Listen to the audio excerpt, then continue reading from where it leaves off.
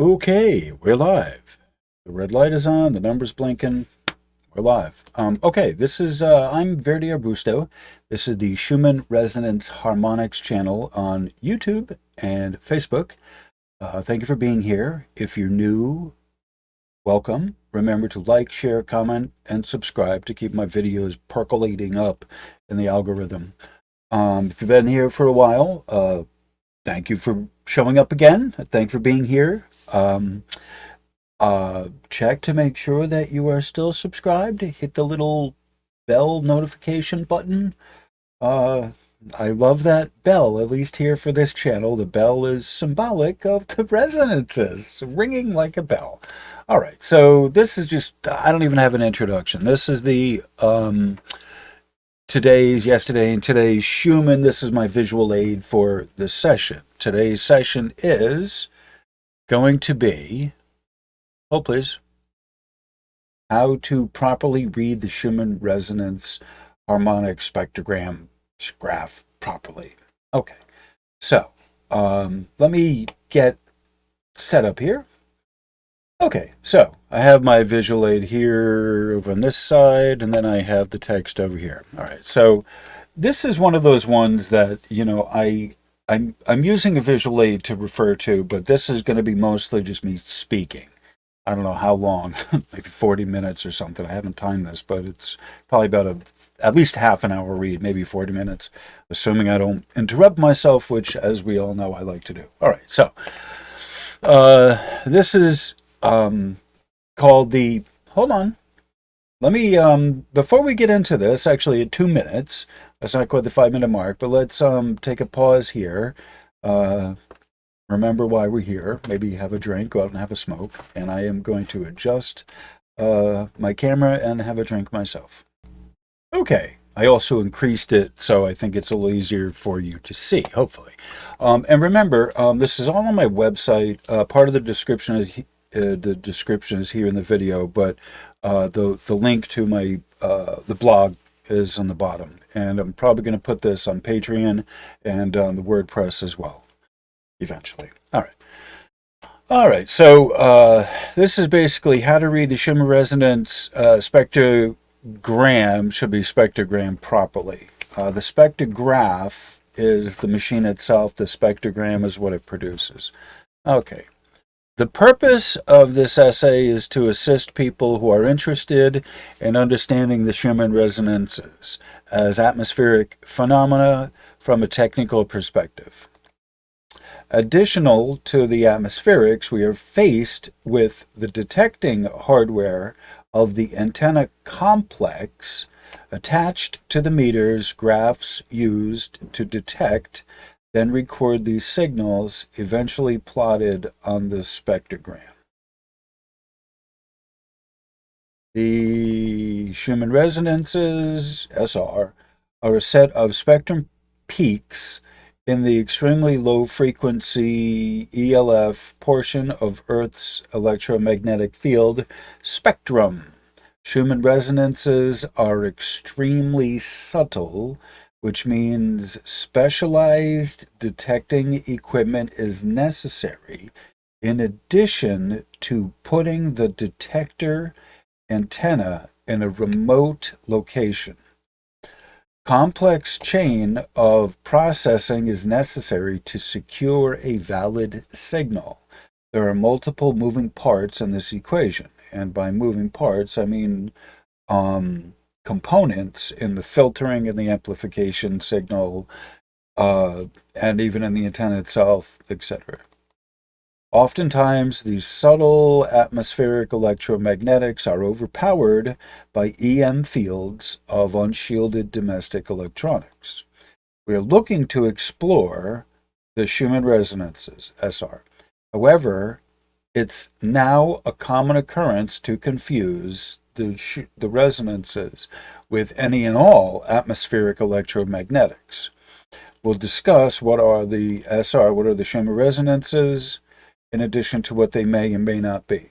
And so I think it's important, you know, originally I started out doing this with just talking about and just discussing the Schumann resonances themselves. But as time is going on and I see the confusion, the general confusion overall, but then the level of complexity that's involved in all of the electromagnetic circuit, it becomes obvious to me that kind of, as the buck stops here kind of guy that I am, the Mr. Fix-It, to the best of my abilities, I want to kind of fix this problem with the definition. I expand out to include a variety of atmospheric electromagnetics. And it's not just lightning being the progenitor of the Schumann, but there's also the unshielded electromagnetics we surround ourselves in everyday life. Okay. This is, all right, yeah, discuss what they are and are not be. All right, good stopping point. I'm going to take a drink. Should do the same thing. We're at almost 6 minutes. Okay. Okay. The Tomsk spectrogram is not the Schumann. Made this point before. I've talked about this before. I will continue to talk about this. The spectrogram is not the Schumann. The Schumann is not the spectrogram. The two of them are not interchangeable. They're not just different words. They are two totally different things altogether. Okay, so what is the Schumann?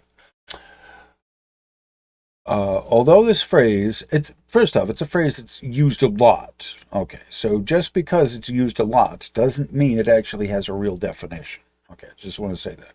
People say a lot of things out of their mouths that are not true, they're not real, they're not valid, they just are whatever comes out of someone's mouth. Okay. Although this phrase is commonly used in the Earth's rising vibrations camp, the belief system of what I call the Ascensionists, or Ascensionism, there is no such thing as the Schumann. Okay, so outside of the Earth's rising vibrations, the Earth's rising resonances, the camp, the magical, mystical belief of that uses the phrase the Schumann. However, in scientific terms, technical terms, and here in this channel and in the YouTube and the Facebook, I don't use the term the Schumann because it doesn't have an actual definition to it. Okay, the phrase is not found there is no such thing as a Schumann. The phrase is not found in Webster's dictionary. It's not found in the Oxford's Encyclopedia of the English Language. It's not a phrase found in any encyclopedia. It's not found in any scientific literature. There simply exists no standard technical definition of the phrase the Schumann. Yet, with the human condition, the language underwrites all of our thoughts. A definition is necessary to continue to keep perpetuating in your belief, definition, some type of word, fact, what you perceive as facts need to kind of be installed in your head in order to have a kind of a touchstone of what we're talking about. Okay, so some definition is necessary to continue the communication. There's a degree of, as I call it, there's a degree of fuckery inherent in the language itself. May not be in your thinking, but it's definitely in the language itself, that allows for a wiggle factor to conceal the innate meaning of the thought form that is not well developed, or a thought form that is not grounded in actual reality or actual experience. They're just something, well, I believe that if you did this, never tried it, you don't know it, haven't even read about it yet. No, that's part of what the fuckery of the language allows you to do, is completely make stuff up and use the words to cover over the fact that the person doesn't know exactly what they're talking about. In other words, the language allows for a built-in distortion or a concealment of the truth behind one's personal perceptions or your feelings or your emotions. That's all fine. It's all part of the language. However, if we're trying to nail down what the science is that's not fine because it's a shifting mutagen to the truth. Part of the Schumann problem is one's innate understanding or misunderstanding of a concept, a phrase, as a definite thought form in the head.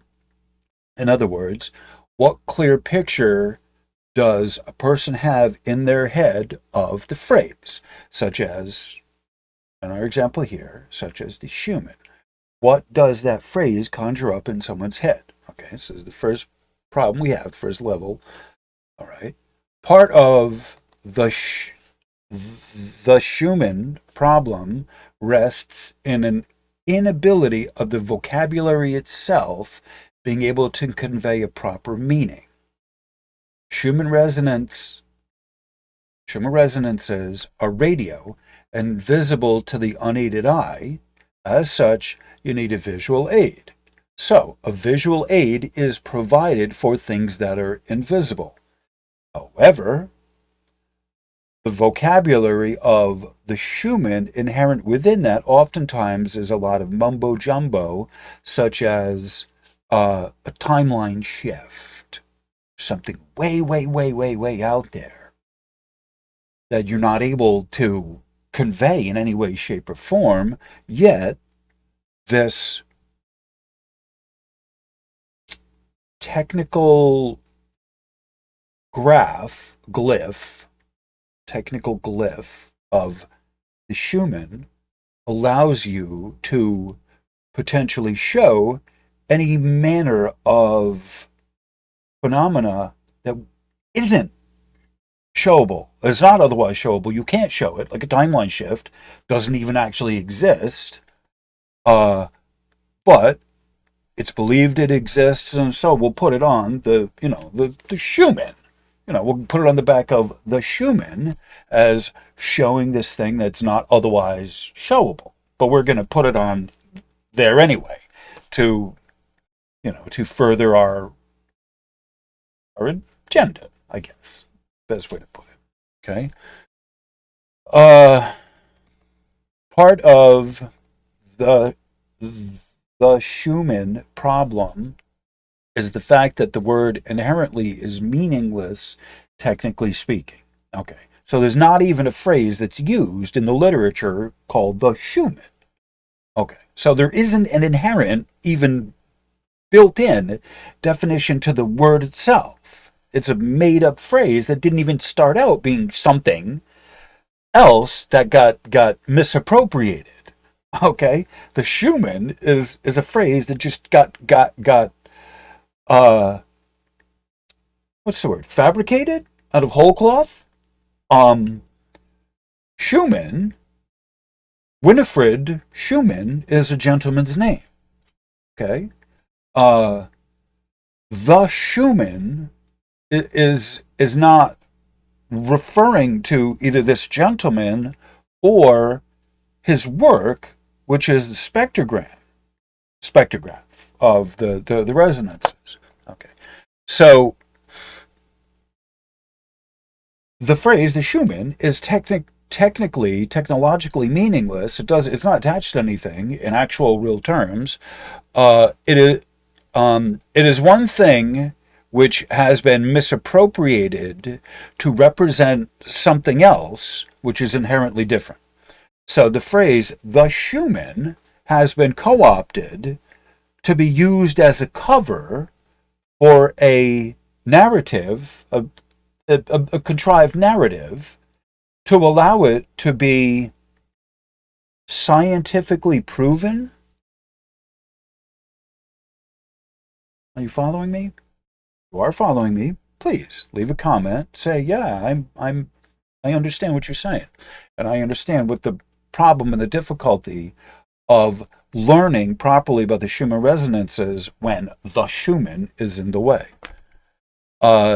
Due to the inherent fuckery of the phrase being introduced as a means of confusion. So what I'm saying is the term the Schumann was used intentionally as a way to confuse and confound people. Continued use of the phrase is a continued walk along the pathway of confusion. Okay?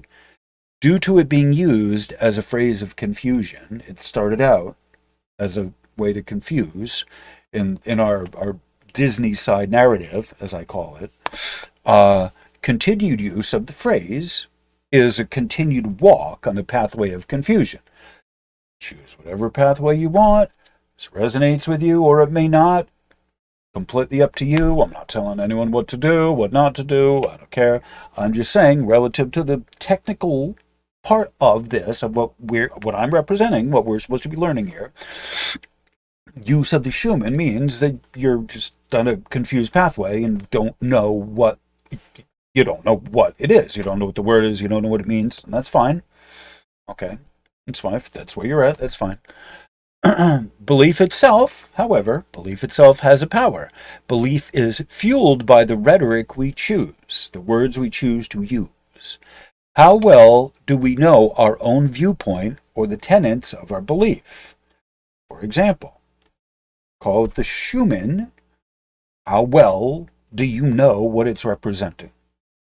Okay? What degree of hocus pocus in the words that your belief uses? What degree of hoodoo guru? What degree of rhetoric, of just jargon, is your belief system based on? The hot air of the words themselves that don't have any meaning, don't have any technical meaning when you're using a technical graph to represent that your belief is based in science or based in math or logic, whatever, right? Inherently, there is no scientific, technical, or actual meaning behind the phrase the Schumann. Okay. The Schumann. Among other reasons, a primary problem is that it is uncertain what the parameters of the phrase cover. What are we talking with the Schumann? Are we talking about the actual electromagnetics of the air, or are we talking about the spectrographic representation, which is a plotting of the actual meter readings that you're not introducing into the topic, right? What are we talking about here? Missed data over here or misappropriated data over there? No, either. But the problem with using the phrase the Schumann is that we don't know what the parameters that you're going by are talking about. Is it the representation coming from Tomsk, or is it the actual atmospherics themselves? Simply, it's your inferred understanding of the phrase the Schumann that allows it to have a significance, yet what does the Schumann actually mean? What does that phrase, the Schumann, actually mean? Please leave it in comments, because I don't know what the Schumann really truly is. I'm a technical guy. I like to know what the stuff is. I like to understand the technical nature of something. So, sounds like there could possibly potentially be something technical in this the Schumann to uncover.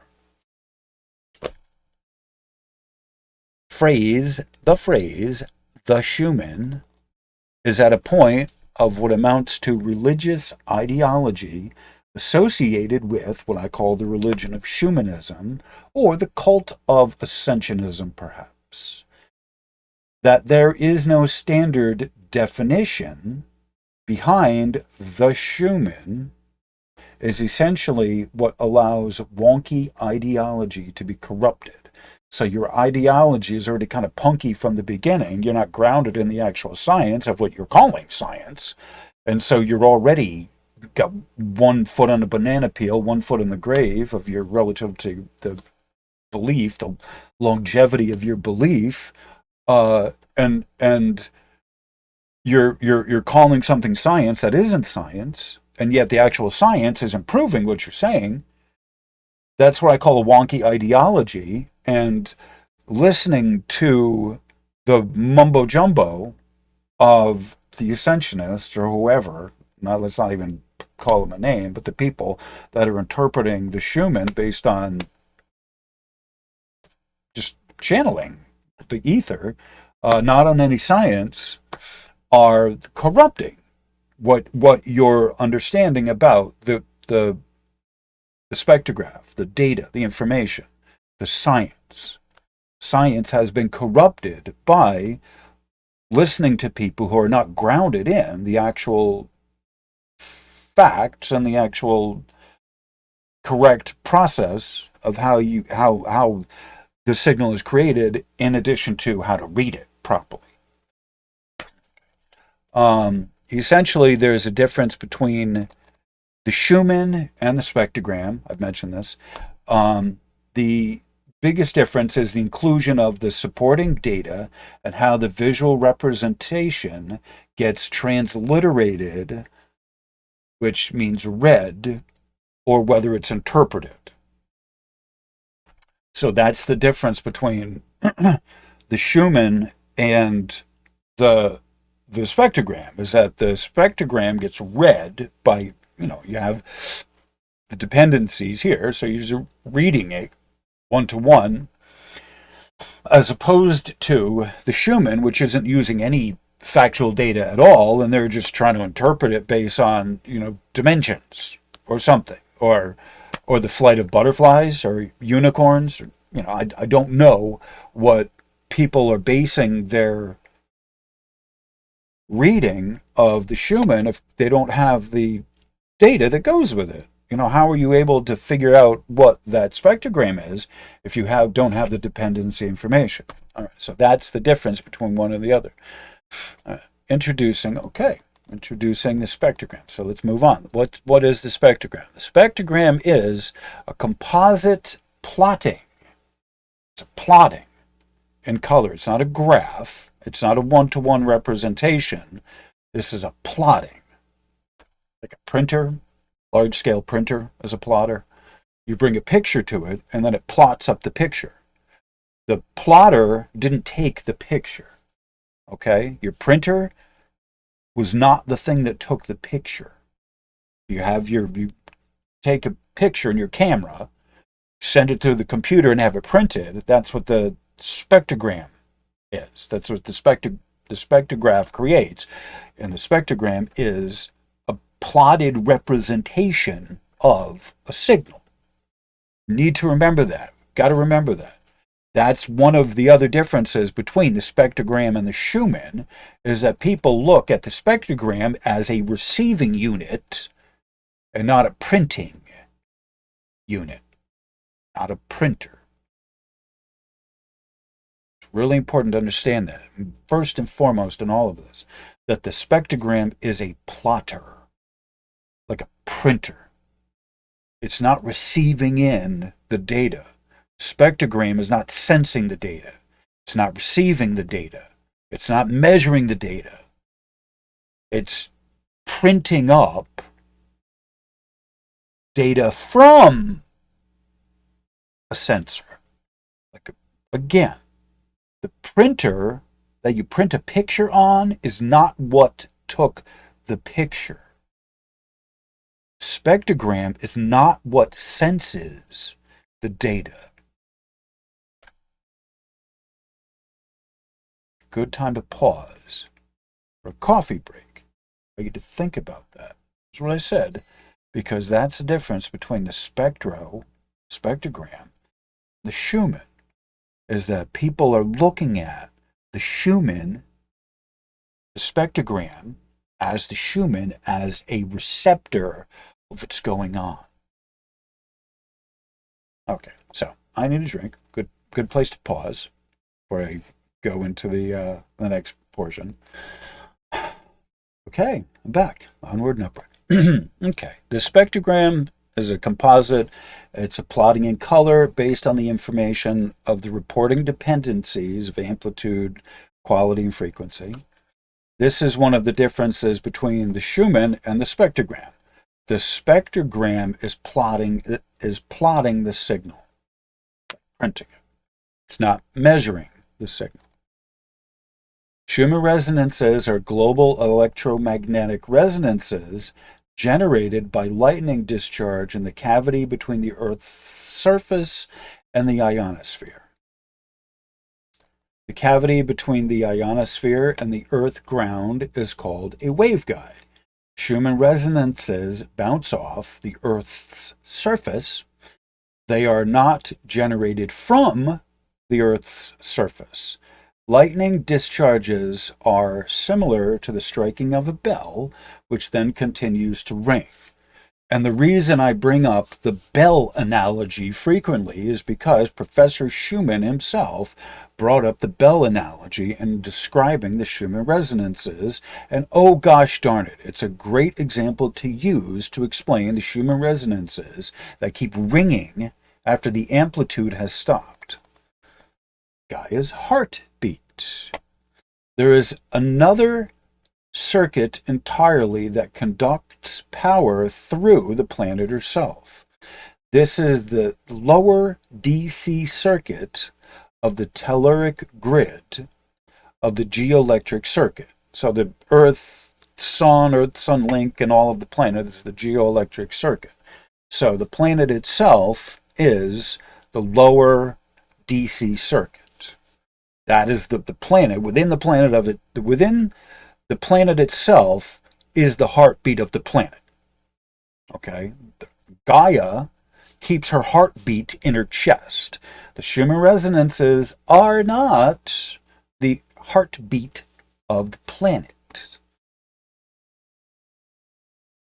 It's one of those things they talk about. They say this, but it's not. I've mentioned this before, that the Schumann resonances are closer to the breathing or the respiration, perhaps the galvanometric function of the skin itself. Schumann resonances are not the heartbeat. The heartbeat is a much more powerful nano-Tesla range. It's way much more higher and powerful than the Schumann resonances. The spectrogram is not a seismic meter. It's not an optical light sensor. It is not measuring the telluric currents like the Birkeland currents. Some people try to convince me of that.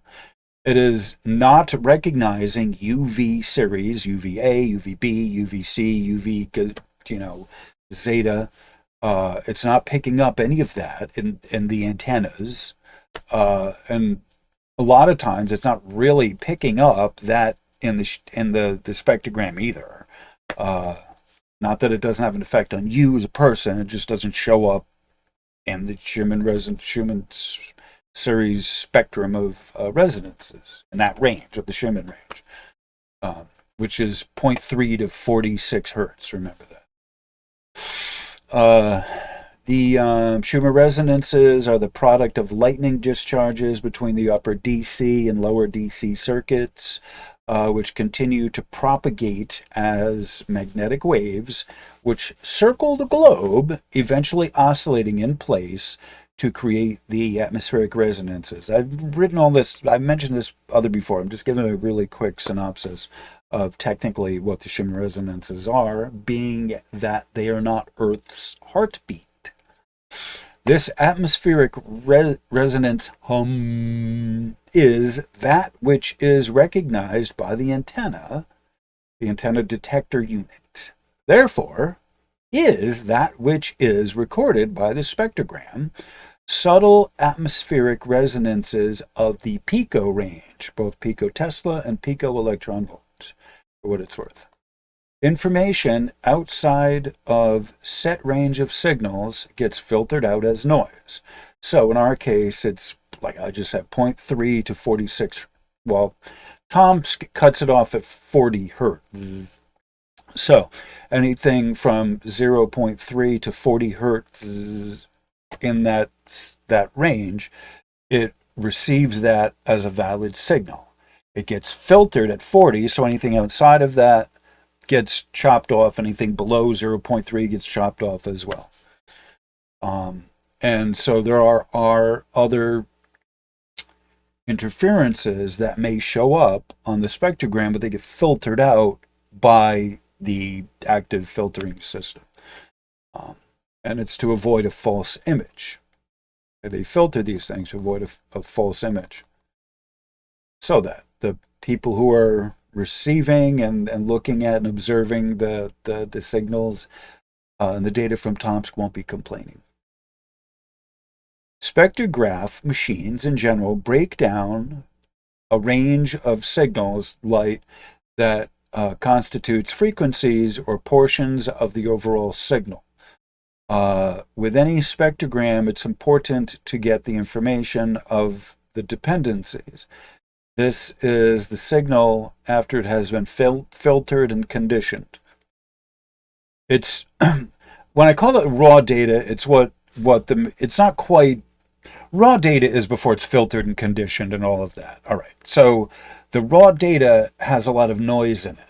The original data has noise in it. Okay. So after they filter that, it becomes a conditioned signal, which then gets sent to the spectrogram. For the sake of illustration, these graphs are reproducing a phenomena. Oh, the graphs of the dependencies are reproducing a phenomena which is otherwise invisible. A little artistic license may be necessary to decrypt the proper information appearing on the spectrogram. Okay, all right. All right, so, wow, 31:13 into it. It's a good place to pause. I know I can't pause this during the premiere. So when I do the pause thing, it's more for people who are watching it later on. I kind of want to give people a place to rest. I also don't enjoy going just all the way through it. I need to pause myself to kind of catch my breath and everything. So I pause for you, but also for myself. So let me get a drink, I'll pause and I will be back momentarily. Okay. We're back. Take a nice breath. Thank you for being here. If you're still following along at the half-hour mark, thank you for being here. I think this is going to be closer to an hour by the time I'm done. More than an hour, I'm thinking. All right. Where are we? Earth's geoelectric power grid. Okay. Where are we? Here we are. Okay. It is well advised to consider the planetary sphere as a type of battery. Three main components of the Earth battery are the upper DC circuit, the lower DC circuit, and the AC circuit, which is in between the two of them. DC is direct current or moving in a straight line. AC is alternating current or moving in a wave formation. Upper DC circuit. This is basically the IMF, which is interplanetary magnetic field, which links the Earth with the Sun. It's sort of where we get our gravity from. Okay? This is the magnetosphere and ionosphere together. Okay, in its simplest terms, relative to the Schumann Resonances, it is the magnetosphere. The upper DC circuit is the magnetosphere, but more the ionosphere primarily. But it's both of those together. The upper DC circuit acts as a capacitor and holds a high voltage charge in the upper atmosphere. The amount of charge held there is somewhere between 200,000 to 250,000 volts, kV, kilovolts. Okay. The AC circuit, this is the area between the upper DC circuit and the Earth ground of the planet herself. This is also referred to as the waveguide. I call it the waveguide, in which the Schumann resonance activates or vibrates, resonates. It occurs or it happens. Energy range of the circuit is pico electron volt or pico Tesla. The lower DC circuit, this is the Earth ground of the planet herself. The first primary layer of conduction is through the telluric currents, which are like the Birkelands, and I'm going to have to do a thing about the telluric currents, but the water, the upper layers of the atmosphere, magma inside the planet conducts electricity in a different way than the planet itself. Magma is hot and it doesn't have an electric charge to it so much as a current, and so magnetism is inherent within it. It's not a charge as in voltage, but it's a current as in a north and south, a potential of movement of direction. Current is direction, charge is plus or minus, which is the voltage again. All right, going off of script, sorry. Okay, under normal conditions, the lower atmosphere is generally a fine enough insulator between the two poles of the battery, which are both measured in the nanotesla range of the spectrum. The upper DC circuit is one pole of the battery. The lower DC circuit is the other pole of the battery. Schumann resonances come from the discharge between one pole to the other. Usually, it's the upper DC circuit to the lower, the earth ground. However, that flow as the magnetic grid of the planet shifts, these things are more likely to happen of getting electricity that travels from the earth upwards to the sky. And it shows up on the Schumann resonance just the same, pretty much just the same. All right, so the keyword, there's a few keywords here. There's really more, but I wanted to start developing the vocabulary and the lexicon with people. In the scientific literature, they always have the keywords. So, all right, so good place to pause. Let's take a breath. I know I need to pause sometimes. Okay. Introducing the antenna. Okay. On the subject of the receiving antennas for the data, we need to understand a few basic concepts on how the signals are measured. And I think this is one of these sections that I'm still going to be working on. I need to still work on it, but I think it says what I needed to for now. Hopefully the facts are there, but hopefully it's all arranged in a way that's logical to you. Okay, it makes sense to me, but I'm not, you need to tell me, please tell me comments if this makes sense to you, or maybe I can, fix the wording because it didn't make sense.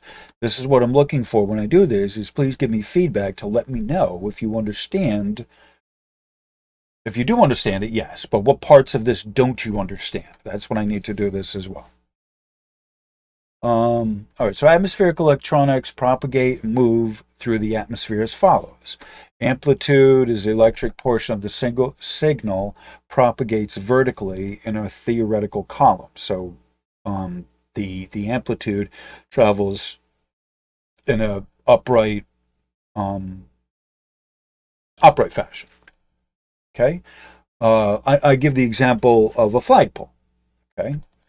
Quality, the magnetic portion of the signal travels horizontally or hugging the ground laterally from the source. So it comes out laterally like that way.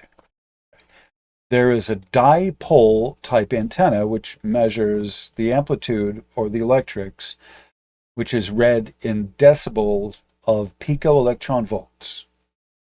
Induction coils serve as the magnetic side detectors. The quality is the magnetic side, which is read in picoteslas. Okay? The heart of the antenna is the induction coil, which is wrapped around a magnetically permeable material. So it's copper wire, and there's math that's involved in figuring out the size of the wire and the height of the cross section and the thickness of the wire and the thickness of the windings and how long it needs to be and all of this stuff. There's companies that make these that'll special make you induction coils, but you got to give them your specifics to what you're measuring. You need to know, like, all antennas are weighted in the impedance, and they are also measured to a certain cross section and certain thickness, and the purity of the wire as well. How much, whether it's copper or if it's got some, you know, a composite of copper and tin or something, or if it's an aluminum centered conductor with copper on the outside. You know, these are all different types of wires that potentially can use, depending on what you're trying to get. So having myself worked at an electric supply warehouse company, I saw a wide range of wire with all types of coating on the outside. That some is resist gasoline as well as other chemicals. Some is has to be a certain thickness of the insulating layer itself, and there's all kinds of different varieties of wire, all kinds of thicknesses of wire based on what you're looking to do with it, based on the impedance of the wire itself and the signal, the sensitivity of the signal you're looking to pick up. The impedance of the wire itself cannot be stronger than the signal you're trying to pick up. Wire itself has, it's the electrons are moving. It's malleable. So the electrons themselves of the wire has a certain impedance to it that prevents a signal coming in and being received by the wire. So if you're looking to receive signal in the atmosphere, the impedance of the wire, the natural stopping power inherent in the wire itself, the impedance of the wire itself, has to be offset by a smaller cross section of the wire itself. So if you're looking to pick up very subtle signals, you can't have a big, thick, fat wire. You have to have a very thin gauge wire that is very that is wound a lot of times around your former, which is the middle of the induction coil. The former is what the form, like you think of a form, you wrap it around the core is another name for it. You wrap the wire around the core, around the former. Speakers, loudspeakers also have that in the middle of their voice coil is the same thing. It's called a former, and it keeps it, when it's moving, it keeps it intact. All right. So depending on, when I talk about it here, this right here, the internal wirings of it, the structure of the internal wirings, depending on the type of wire, depending on the type of signal that you're looking to get, Schumann resonances are very, very, very, very subtle, very fine. So you need very, very, very, very, very fine wire to be able to pick up those signals beyond the impedance of the wire itself. Okay. The signal activates or initiates movement along the coil, or so the signal hits the electrons, they start kind of moving, ding, ding, ding, ding, daisy chaining, they get excited, oh, hey guys, hey, we get a signal, they pass it on down, okay, well, we get a signal, and so that's what the electrons do, they pass it down the wire, oh, we get a signal,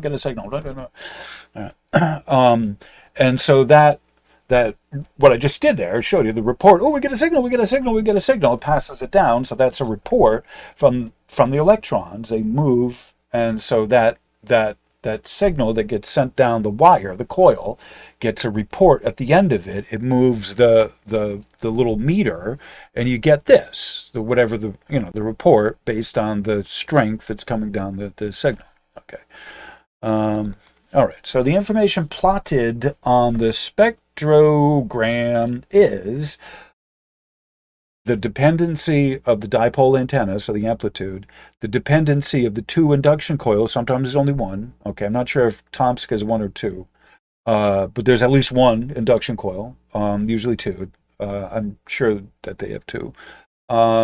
So the quality is the magnetic flux, and that comes up as one signal here in this, okay, the movement of it. But you got to remember there's two antennas, two orientations, north, south, east, west. I have two induction coils, and then you have the dependency of frequency, which is the measurement from peak to peak in kilometers or thousands of kilometers, I think in this case. Peak to peak, anyway, in kilometers. Each of the dependencies has 4 colors that could appear on the spectrogram based on the mode or slope shape detected by the hardware itself. So the hardware gets a signal, okay, and then it gets processed by the unit, the processor reading the waveform, and then it gets broken down into the modes, which part of the signal, if it's the biggest part or the smallest part of the signal, it gets broken down into the colors of the modes. Okay. And the modes are, I go into this a little bit later, but the modes are basically the shape or the slope of the wave, the mathematical approximation of the shape of the wave. The spectrograph, is plotting a 3-dimensional spherical signal on a planar surface. So your plane being a theoretical two-dimensional plane, based upon the information which is received from the reporting dependencies. The signal data reporting by dependencies is the mode color information. The mode color information is what gets fed into the spectrographic plotter, what we see here. Okay, therefore creating the interesting set of patterns found on the finished product. So again, so that's what this is here. Okay, I made this note in big letters, so it's important. It is extremely important to understand that the spectrogram is not a reading of a meter, a sensor, a detector, or an antenna. The spectrograph is not what is reporting the actual data. It is printing. Spectrogram prints the data. The spectrogram plots its images based on the conditioned data, filtered and conditioned data, coming from the hardware itself. So the line graphs come from, after it's filtered and conditioned, is what comes from the actual hardware itself. So this data that comes from the hardware itself, it gets fed into a spectrogram, the spectrographic machine, that analyzes it in a 3-dimensional composite based on the line graphs that you have. Okay. So when I say the processing of the raw data is the dependency, it's as raw as it's going to get there. The spectrograph creates a spectrogram. The machine itself is a spectrogram. It's a scope, but it's a spectro. Actually, I think technically it's a spectroscope, but the spectrograph creates a spectrogram, which is a useful tool for visualization. Yet, it's important to remember that this image is a composite view to provide a convenient 3-dimensional image. The plotted images of the spectrogram are scaled in resolution to fit the constraints of the actual scope screen. Okay, so we're almost at 40 minutes. This is a great place to pause. Okay, so I'm sorry for you in the premiere. We're not pausing, but we're going to take a few minutes here. I'm stalling to get it to the 50-minute mark. I'm kidding, of course. All right, so let's just pause this, take a breath, take a breather, stretch. We'll meet back here in a few minutes. Okay, we're back. Onward and upward. All right, orientation. Okay. So the orientation is basically, I wanted to give you a basic run through of what this is. And I'm still working through this. This particular, I'll just take a break anyway. This particular work here, the text part of this, I've been working on for a while. I change it, I morph it, I take some things out. But the basic stock of what I'm working with here has been for months, months and months, almost like a year, at least a year. I've been doing this for a year, and this was one of those things I did at the beginning that it made sense to me that I needed to do, is give a basic overview of the entire, not only the Schumann resonances themselves, but an overview of the scopes and meters that are used, in addition to how to actually read it. Give a fairly succinct, but uh, you know, thorough run through of what the process is. So this is something that I've been working on and off, and I kind of keep going back to it, and I have not actually read this on a video before. I've read parts of it, but not the whole thing. So I've been working on it. So this right here is probably the first time that I feel ready to kind of give the whole narrative from this essay. This how do you, I've written a number of different, kind of versions of this, but this is the first one that I'm making into a video. And I've had people that have asked me for this very thing. So this is a good, this is something that's been, people have been asking me for a while. Okay. All right. On to a number. On the left side of the graph here is the resonant frequency. It starts with 0 at the top, and then it's 40 down at the bottom. It moves downwards in 4 hertz increments. So it's 0, 4, 8, 12, 16, 20, 24. Running along the bottom of the graph, running along the bottom of the graph are the measurement of time. This is our clock here. So the white ones that you can see on the top, that's Tomsk local time. I always go by Tomsk local time because you got to know where the position of the sun is relative to where the meter is. It's good for you if you want to kind of link up your aches and pains or your maladies.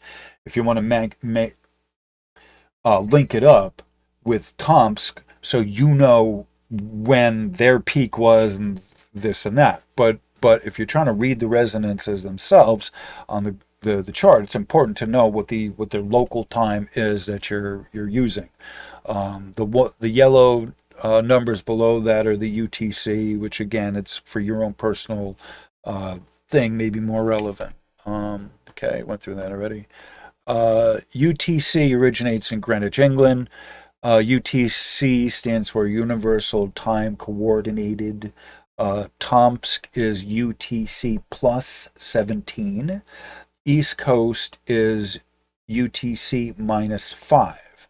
So, really quickly, 17, right here, 17, and 5 is 22. So, I am almost 24 hours away from Tomsk. I am almost literally at 12 hours, you're the other side of the globe. So I'm not quite, the other side of the globe around Tomsk, but I'm the other side of the globe from Tomsk. Okay, I'm 22 hours away from Tomsk relative to the UTC. Okay. The spectrogram coloring is plotted from the reporting 12 dependencies of amplitude. You have 4 modes of amplitude, quality with its 4 modes, and then frequency with its 4 modes or 4 colors. When I talk about modes, you have to think of it in terms of a color. A mode is also a color. All right. The at-rest fair weather state, the theoretical 0 state, is dark blue. Dark blue is the canvas. All right. I think there was some more stuff I was going to put in there, but all right, that's good for now. Okay, so our basic color theory relative to plotting the spectrogram. All right, so I'll give you a helpful tip here. When I think of the spectrogram, the plotting in the spectrogram, I think of it as a painting. Okay? I myself am a painter. I've done real life portraits. I make painting. I know painting. Okay. The spectrogram at rest, waiting for a signal, creates the dark blue canvas, such as the type if you'd use it for painting. Okay, so not a canvas that you'd use for sailing, but like the canvas for a painting. Okay, so the what you would see on a canvas, they usually come white. So instead of it being a white canvas, you picture it uh, almost black. It's dark, dark blue. Okay. Because the atmosphere tends to return back to balance state of the at-rest position, which is represented by the dark blue. Okay. You could see this as a type of movement, right? From going from one dimension to the next. So this is your third dimension of movement, of motion. The motion can theoretically be reproduced by the use of color, as I would if I was painting a sphere. I would have the light, the focus of light, the light source, would be on one side of the sphere, and the other side would be dark. Okay, so that kind of fleshing it out, not only by the brush strokes themselves, but also where the light is placed. And somewhere in there is a middle tone of where your eye rests at, going from the where the light is to where it's not, to where the shadow is. Okay. So a similar, if you followed me, hopefully if you followed me along this point and you're are familiar with how to kind of create a three-dimensional image on a flat surface, you can start to get the perception or the ability how to create the third dimensional, construct from what's there based on color information. If you don't know what the colors represent on the graphs, you wouldn't be able to do that. But if you start understanding some basics to this, and this is what I want to do with people, is give you the basics so that you can understand how to actually read it. It might be considered like the atmosphere. It might be considered like an elastic or a medium which is under a certain tension. Therefore, it's always in motion to or from the dark blue background at rest balance point. So the dark blue of the canvas is the atmosphere at rest. So the atmosphere, regardless of, like, the most active thing that happens on the chart is white, which is about as polar opposite from the dark blue as you can get. And then it's followed by a yellow, and a red, and then a green. So these states of color are used to describe dimensions. They're used to describe a shape. If you are looking at it, if you know how to read the information. Okay, so this is what I'm saying. So based on this information, the darkest blue is the background. It's the most at rest state. It's the most stable. And then from there, it gets more chaotic the lighter that you are going. That may be a fair way to put it. Because the atmosphere, which includes all the way up to the magnetosphere, is elastic in that sense. There's give and there's take. It's held together by plasma and magnetism. It gives and takes. It stretches and it comes back and kind of compresses, and it's always this kind of movement to and from, back and forth, like an accordion. It's one way to look at it, or a bellows. This motion is essentially what creates the weaving on the spectrogram. You can see as one signal fades out, another one kind of fades in. It's stronger. So whether the electric signal, the amplitude, fades out and the magnetics kind of fade in, this is what's giving you that weaving, the wefting and weaving by the strongest signal that's there on the color chart. This is essentially what creates the weaving pattern of the shepherding of the EM. Yeah, so as the waves are going all around, this way, that way, this is what you're picking up in that, of the strength of it going one way and then passing by, and then it going another way and then passing by. And you create these interference patterns, and that's essentially what you're getting here, is the measurement of these interferences by the bands of the harmonics. This one here, this is 7.8.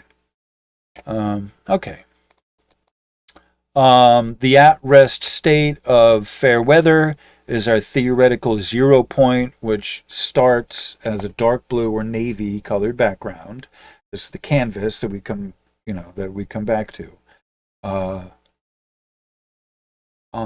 Upon this canvas gets reported with or plotted by the information of the dependencies. This is the actual the condition data. It's not the raw data, it's condition data, which is graphed by the line graphs, these right here. These line graphs are the dependencies of the 4 colors. I'm referring to the 4 colors which correspond to the 4 modes as our primary colors or the palette. I'm referring to those 4 colors as the palette of primary colors. That's a mouthful that we're using. White may not be a color, but blue is. So if you were to take the background of a canvas on a regular painting, it's white. So if you were to, kind of transpose that, the background of our canvas is dark blue, and so it's, like you can kind of start understanding that we're using this in the opposite fashion. We're going from the dark blue to the lightest that we can, which is the white mode. All right. We essentially have 4 colors as our primary palette, in the sense that a dark color is used in fine arts to indicate a field of depth. Okay, look at a painting, like I said. We might take a visual clue from this contrast of it's contrast of white on a dark background. I wrote while. It should be white. Typo. Okay.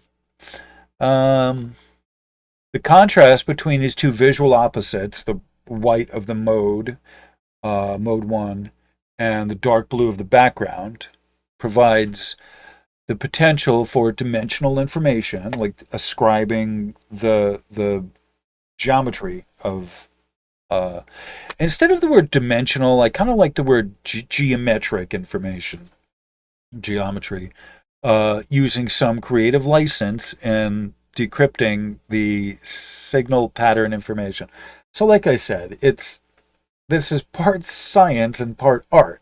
To be able to look, I'm thinking there's a number of art theory classes that are coming up, and a lot of, my technical information that's coming up in this, that, my training that, this is relevant to.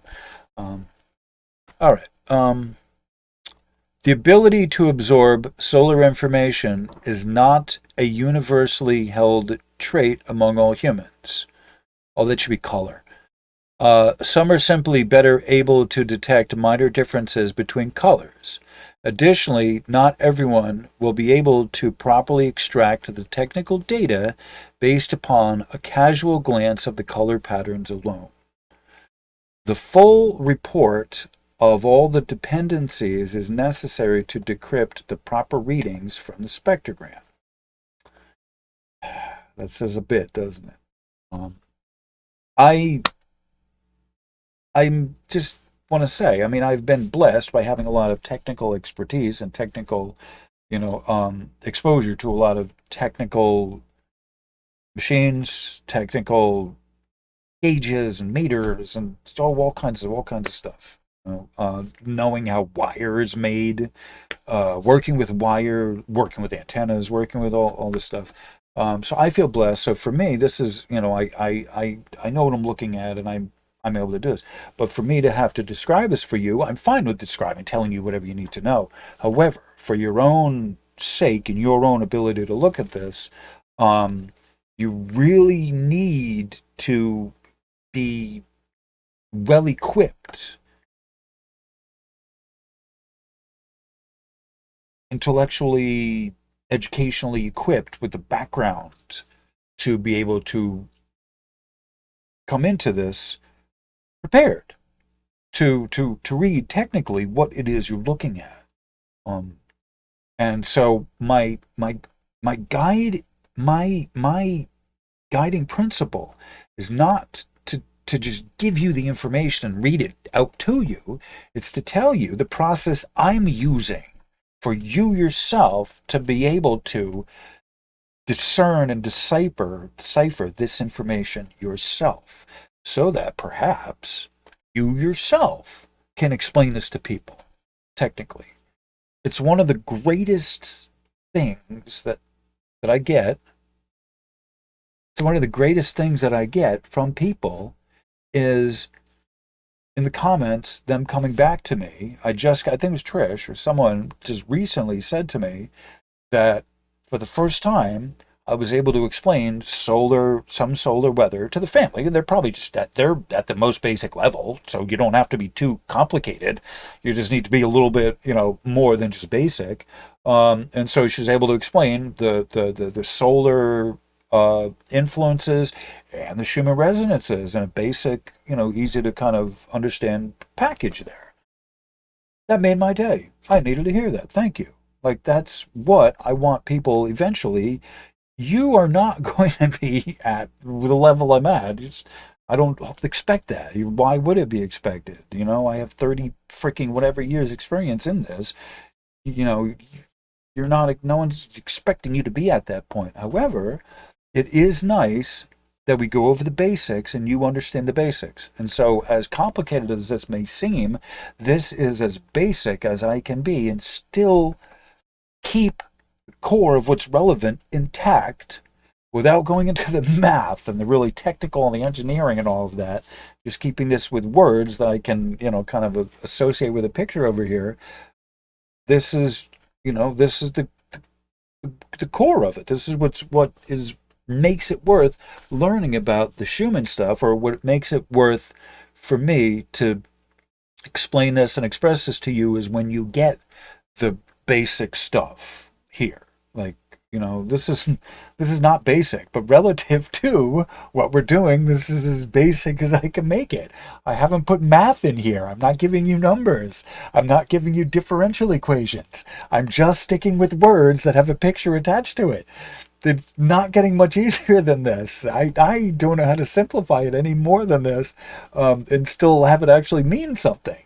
And again, I've mentioned this before, that there's an easier, softer road. It's called the Schumann and the Ascensionism pathway that doesn't require any technical data, that doesn't use any engineering, that doesn't have any factual data, that isn't basing what it's saying on the actual real data and the actual real readings of these machines, right?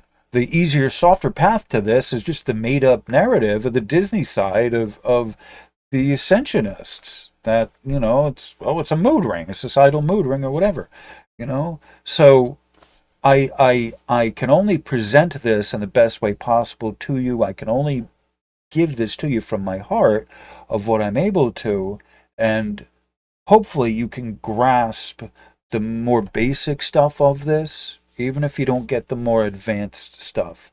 When the pathway starts opening up and you start getting some light on it, I believe that other stuff will also fall into place.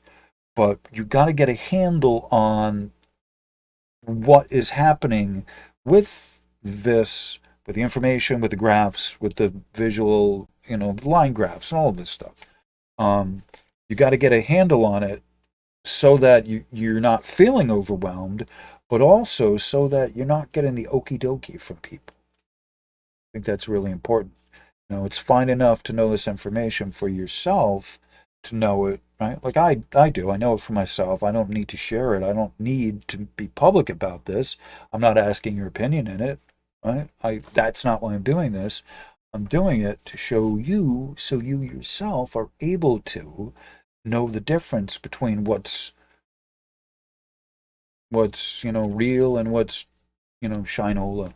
It's just, there's way too much bad information out there in this, because people are just making up stuff as they go along. And if you want to believe that, that's fine.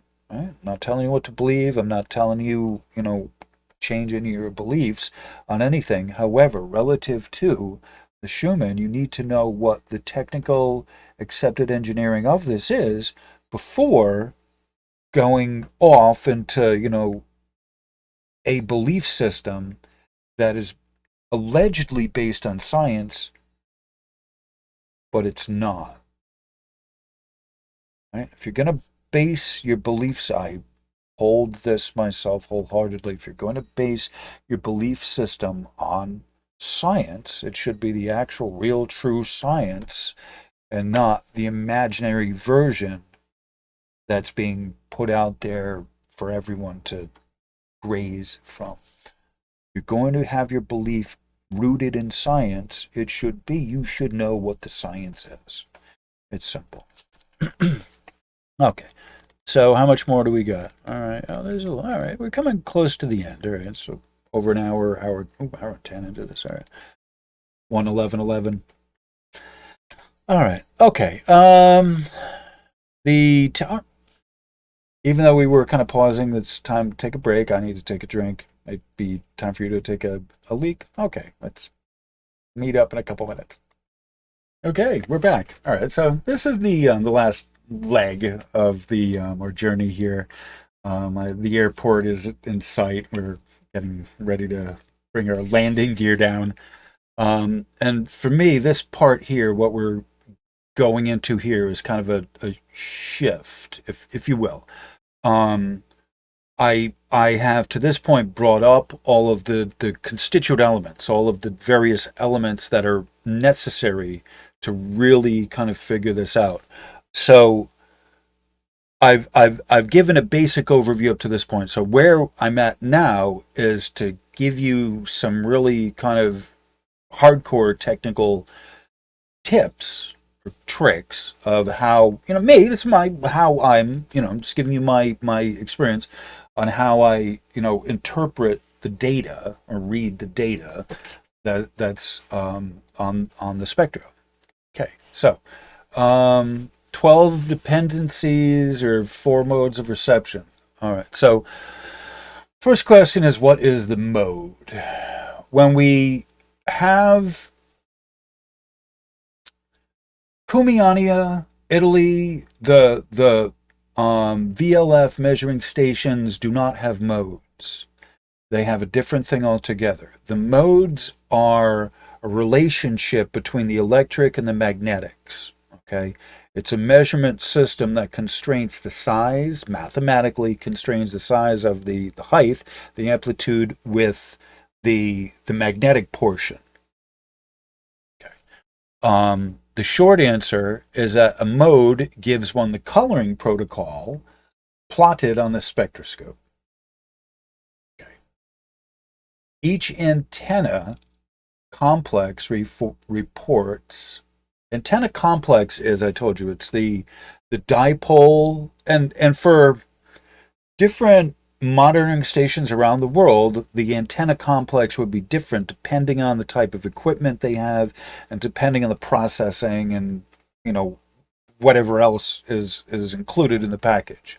Okay, so it's not just, there's 2 antennas. There's there's a suite of stuff that comes with it. Your filters, the amplifiers, the central processing unit, a variety of filtering out other stuff in the local environment that it may not even necessarily be attached to the antenna hardware itself, but there may be other things that are involved for that local environment.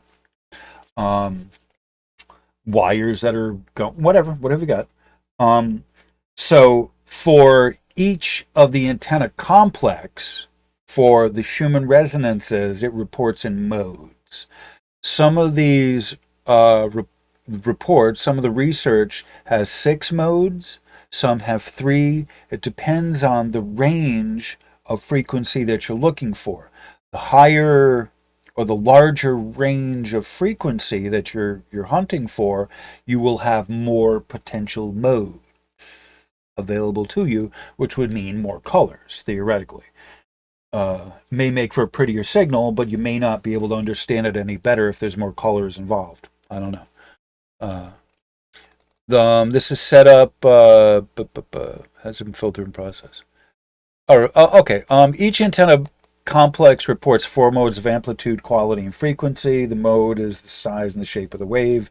The antenna complex is recording a 3-dimensional configuration. You remember, you have an antenna 1 here and then 2 that are going that way. So you have the three-dimensional grid that's represented by your antenna. So you pull that in, you give the information as line graphs, but then ultimately you're trying to recompile that as a three-dimensional figure based on the line graph information. Okay. The strength of this axis versus that axis or that. That's sort of how you have to look at this, is that each of these line graphs is an axis. Okay? You know, you have the X, Y, and Z. All right. This is set up upon the base, which measures the magnetics or quality along two separate axes, separated by 90 degrees. I'm going to have to rewrite this. This was one of those things at the end I got tired. I do so much work in the beginning part of it. By the time I get down here, I'm like, oh, I'm tired. I don't want to go through that. You know, that's kind of how it is. At the bottom stuff needs to go. I need to spend more time on the bottom stuff because I get tired by the time I get to it. I'm worn out. The editor in my head has gone off on, he's left the reservation, going off on a coffee break, and he's not come back. All right, so you have two induction coils, end to end. They're separated 90 degrees. They're parallel to the plane of the Earth. A mode is a presumed shape of an electromagnetic wave. I said SR, it's an electromagnetic wave.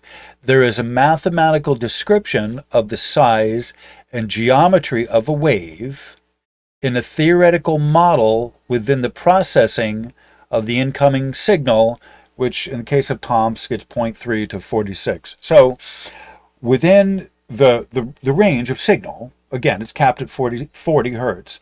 Within that, you have a range of frequency. You have the lowest, the medium, and the highest range of signal, the highest frequency of signal. So I've given the example, the analogy of musical instruments. You have the string bass, the viola, the cello, the viola, and the violin. That's a good way to think of it, that you have different portions of the wave that have different there's sections of the overall wave.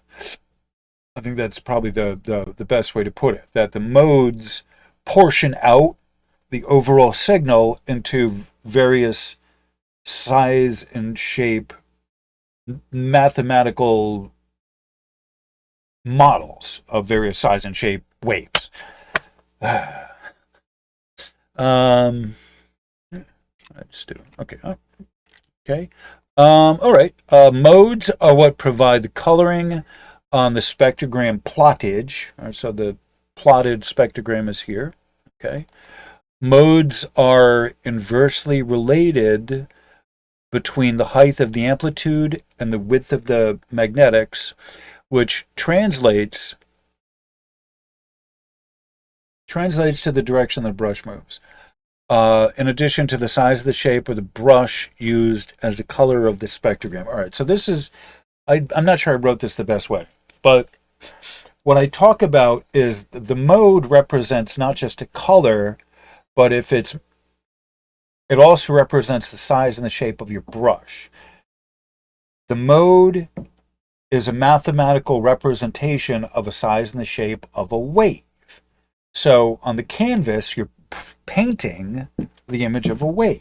So that mode 1 gives you a tall, skinny, like a pencil shape. So you would be writing mode 1, you're writing in white, you're painting in white, but a very thin but long brush. Okay, if you can picture that. I don't know how many people have painted with brushes, but hopefully you've seen enough brushes to get the analogy. White is mode 1. This correlates with the highest. It also relates to the layer of the atmosphere as well, that allows a signal to bounce up to a certain point. The height, the amplitude is the height of the signal. The white mode is the tallest peak of the amplitude signals. So the size and shape of the white first one mode is the tallest peak. And so again, you can picture that as like a pencil, a sharp point to it when it's making the mark on the spectrogram. White amplitude is the tallest signal, highest in voltage, narrowest in magnetics. Okay. Yellow is mode 2, which measures a lower frequency wave. It's not as tall, it's a little bit wider. Red is mode 3, which measures a less tall. Red mode measures a less tall signal, a little fatter on the amplitude. Green mode is 4, which is the lowest signal, largest in wavelength, which is distance from peak to peak, between 10,000 to 100,000 kilometer in wavelength size. This equates to the green brush being the fattest and the widest tool. Okay, so the green mode signal is the shortest electric but widest magnetic signal. Transliterating color information onto the Tomsk spectrogram. Okay. This may be where it's the most complex and advanced of all. Okay. This is where the observer, this is where you, is applying the actual measured data, these right here. So they measure data, the numbers. There's 12, there's 5, 4, you have these numbers, the actual data. You're applying this, the actual data from the line graph of the dependency onto the two-dimensional plane of the spectrogram, which is ultimately working to provide you a 3D picture if you can extrapolate the color depth as a factor in this. Okay. By understanding some basics, we can mentally construct a third-dimensional axis, a third-dimensional plane, if you will, based on the density of the color information provided. Okay? So due to the ability of the antenna to pick up only certain signals, these colors are going to appear in certain recognizable patterns based on the type of signal, whether it's electric or, up and down, vertical, or it's magnetic, horizontal, like an Etch-a-Sketch, if you're familiar with that. For example, bright green shows up largely as bands due to the fact that it is exhibiting the characteristics of magnetic waves. So you're not likely to see many green spikes because the green mode doesn't spike properly. The green mode measures much more of the magnetic component than the electric component. So the white mode, you will generally see always spiking because that is the mathematical shape of the wave that is in the system's algorithm. Depending on depending on where and how the EMF, electromagnetic field, signal interacts with the antenna, this is the type of mark which is going to be plotted on the spectrogram. So if the signal is coming at it, a high peak, it's going to, high voltage, it's going to appear as a white peak on the spectrogram. In other words, white and yellow frequently appear as spikes or vertical lines due to the high content of electric charge and the fact that this is how the antenna picks up the amplitude, charge, or electrics. White and yellow modes are more heavy in the electric content. I need to pause this so I can clear my throat. Okay. Red and green modes measure the layers, or they reflect the layers closest to Earth. Okay. This is a little bit more complicated than I think people are ready for, but this is part of what the modes are telling you. I got to put this in here somehow. Hopefully you'll be ready for it soon. Okay. The green measures the layer of EMF waves which occupy the space between the Earth and the lowest layer of the ionosphere. Ultimately, the ionosphere acts as a filter of sorts, which forces the bouncing or the return characteristics of various wavelengths. Because the green is high in magnetic content, that's laterally, the green-based colors are going to be more magnetic and display horizontally to reflect the orientation of the reporting dependency of quality. We see an upright or a vertical signal in quality in the line graph, but the full color spectrogram shows it much better. The orientation of magnetics is basically flat or in a band, a horizontal band. Colors teal, aqua, turquoise, and then this indiglow, which is in the back, this kind of indiglow here, what I call indiglow, is not really, it's not in the green family, despite what my color theory has told me to believe. These are a product of the interaction between the background of modes 1 and 2, the white and yellow, against the dark blue background. So when you get the teal, like these colors right here, this, you can't see it so much in this monitor, but this band right here is like a bold green. You know, it's like a leaf, middle of summer leaf green. It's a bold, bright, not bright green, but a bold, deep green. Okay. When we start getting up here, this becomes a brighter green of more aqua, turquoise. It's not the same type of green. It's not the same thing. Even though you'd say green, and I'm looking at it here, and it appears a green.